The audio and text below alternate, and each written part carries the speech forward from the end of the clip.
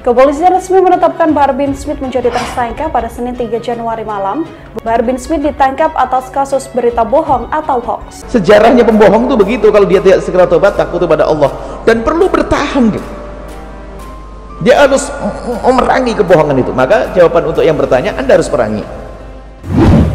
Rizik Syihab divonis 4 tahun penjara terkait kasus tes swab Rumah Sakit Umi Bogor. Rizik yakini hakim menyebarkan berita bohong terkait hasil tes swab dalam kasus RS Umi hingga menimbulkan keonaran. Memang nasib orang yang biasa berbohong. Dosa besar. Allah benci, tidak suka, menjadi sebab kita ke neraka. Jikalau nanti, andaikan jikalau saya masuk diperiksa, saya tidak keluar lagi, berarti saya telah ditahan. Berarti saya telah dipenjara. Jangan pernah tunduk kepada kezaliman dari manapun datangnya kezaliman itu. Anda pikir dulu tidak ada orang zalim? Ada juga. Makanya amar ma'ruf nahi mungkar, Rasul itu juga terus, tapi dengan cara yang baik. Bahar bin Smith resmi menjadi tersangka atas kasus berita bohong tersebut dalam ceramahnya di Marga Asih dan dianggap sengaja menerbitkan keonaran di kalangan masyarakat. Berkaitan dengan ucapan saudara BS saat ceramah yang mengandung berita bohong. Nabi pernah menyebutkan kalau ada orang biasa bohong, dia akan selalu bohong-bohong sampai dicap dia itu pembohong.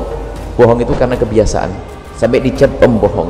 Telah terbukti secara sah dan meyakinkan bersalah melakukan tindak pidana turut serta melakukan perbuatan dengan menyiarkan pemberitahuan bohong,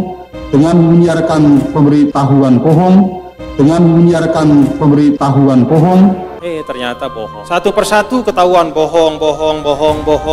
Inna lillahi wa inna ilaihi raji'un. Habib menyayangkan ya bahwa saya menyatakan bahwa Habib berbohong ya.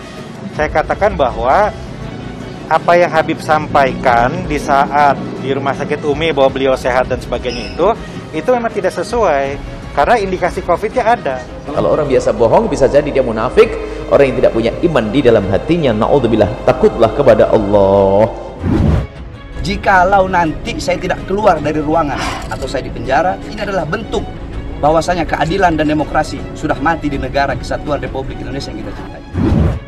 Kalau kita naik panggung pengajian, lalu kita umpat sana umpat sini, siapa tuntunan Anda? Teladan Anda itu siapa? Berdasarkan fakta hasil penyidikan yang dilanjutkan dengan pemeriksaan hari ini dan gelar perkara yang dilaksanakan hari ini, penyidik setidak-tidaknya telah mendapatkan 2 alat bukti yang sah. Dengan demikian, penyidik telah dapat meningkatkan status hukum saudara BS dan saudara TR menjadi tersangka. Sebab kalau orang biasa bohong terus berkembang sampai dicap dia itu adalah pembohong dan menjadi pembohong. Jadi kalau ngomong nggak bohong nggak enak. Memang nasib orang yang biasa berbohong. Dosa besar. Allah benci, tidak suka, menjadi sebab kita ke neraka. Sampai dikatakan al-mu'min, seorang mu'min qad yasriku wa qad yazni. Seorang mukmin mungkin kepleset dalam dosa-dosa. Seorang mukmin mungkin kepleset dalam dosa mengambil haknya orang lain, mungkin kepleset dalam zina. Tapi seorang mukmin yang sesungguhnya la yakdzib, tidak akan berdusta. Karena dusta ini adalah subhanallah, dosa itu besar. Jangan dianggap sepele. Telah terbukti secara sah dan meyakinkan bersalah melakukan tindak pidana turut serta melakukan perbuatan dengan menyiarkan pemberitahuan bohong, dengan sengaja menerbitkan keonaran di kalangan rakyat sebagaimana dalam dakwaan alternatif pertama primer penuntut umum. Ketua Umum Partai Bulan Bintang Yusril Iza Mahendra membuat heboh dengan mengungkap transkrip percakapannya bersama Imam Besar FPI Rizik Syihab melalui WhatsApp.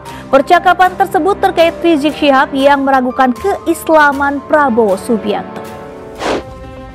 Rizik langsung membalas pernyataan Yusril melalui Front TV di media sosial.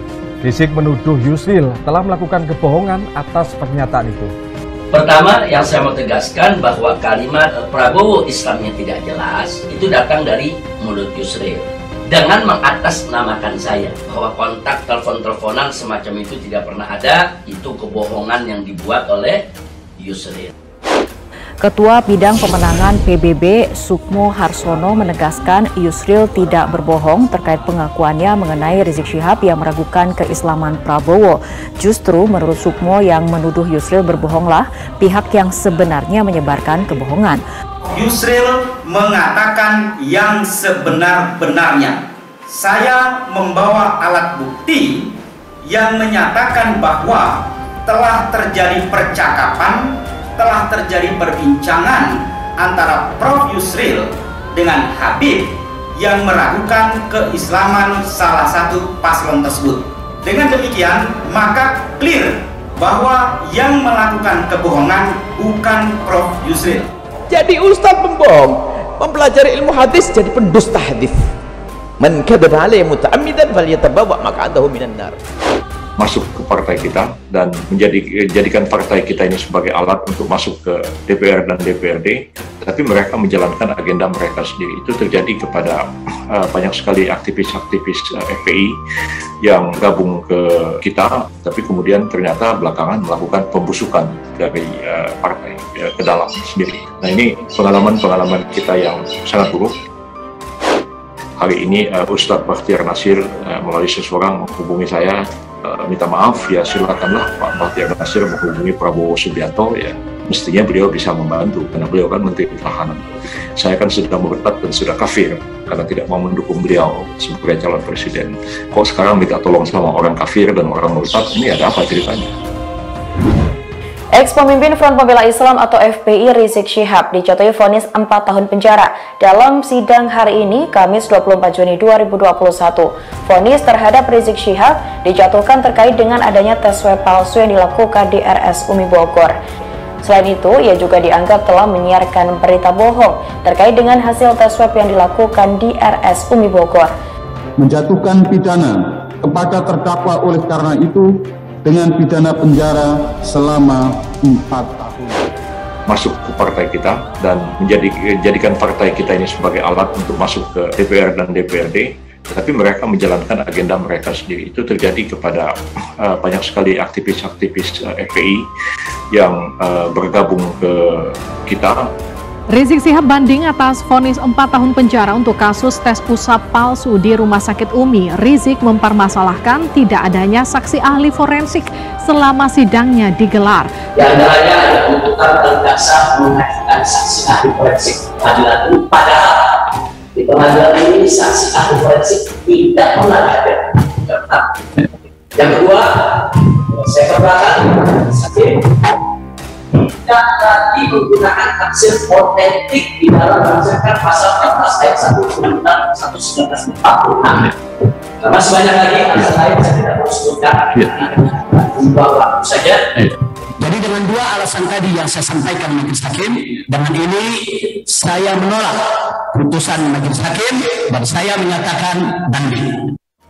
Tapi kemudian ternyata belakangan melakukan pembusukan dari partai ke dalam sendiri. Nah, ini pengalaman-pengalaman kita yang sangat buruk. Saya juga kadang-kadang merasa sangat miris dan kecewa dengan hal-hal seperti ini. Kita ini kalau lagi kesusahan, minta tolong kita, minta ini apa segala macam. Begitu sudah lepas dari kesusahan, ya kita kemudian dikerjain, ya, bahkan dicaci maki dan sebagainya. Jadi saya pun akhirnya sudah bicara agak sinis seperti itu. Pertama, yang saya mau tegaskan bahwa kalimat Prabowo Islamnya tidak jelas itu datang dari mulut Yusril dengan mengatasnamakan saya bahwa kontak telepon-teleponan semacam itu tidak pernah ada. Itu kebohongan yang dibuat oleh Yusril. Hal-hal yang sebenarnya sangat tidak menyenangkan dan banyak yang seperti itu, dan saya kan sudah murtad karena akibat dari pemilu kemarin itu jumlah orang Islam di Indonesia itu menurun drastis karena sekian banyak itu murtad dan kafir. Jadi kalau dilakukan pengecekan statistik berarti orang Islam cuma tinggal separuh di Indonesia, lainnya itu sudah murtad, sudah kafir semua termasuk saya. Sementara terdakwa kasus tes usap palsu Rizik Syihab divonis 4 tahun penjara, vonis lebih ringan dari tuntutan jaksa yakni 6 tahun penjara. Vonis untuk Rizik dibacakan Ketua Majelis Hakim Pengadilan Negeri Jakarta Timur, Kadwanto. Rizik terbukti menyiarkan berita bohong soal hasil tes usap di Rumah Sakit Umi. Jadi hal-hal seperti ini sangat mengenaskan menjadi pengalaman sangat serius bagi kita ya. Bagaimana kita berjuang waktu itu membela kasus Kampung Luar Batang, kita yang habis-habisan fight menghadapi mereka ya. Tapi ketika pemilu ya, bendera PBB pun mereka turunkan di sana. Jadi kadang-kadang hal-hal yang seperti ini sangat menyakitkan kan. Orang masuk ke dalam partai dan kemudian hanya mau jadi calon dan kemudian punya agenda sendiri yang sama sekali berbeda dengan agenda kita.